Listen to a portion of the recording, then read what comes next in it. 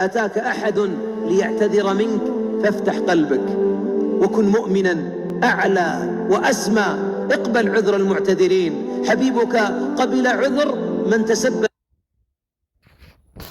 ركزوا يا أيها الناس الذي لا تقبلوا الاعتذار، ركزوا على كلام العلامة جزاه الله خير.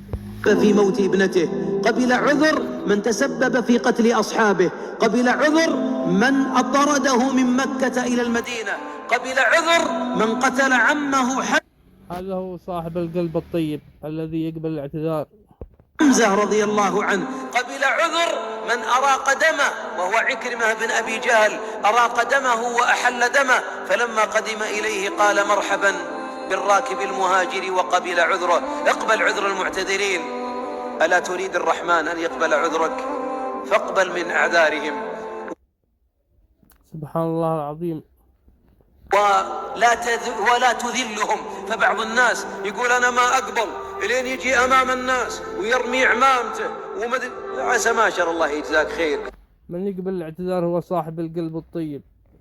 ويهين نفسه ويبرك للحق ونحط المعاديل. ما صار عذر، هذا إذلال.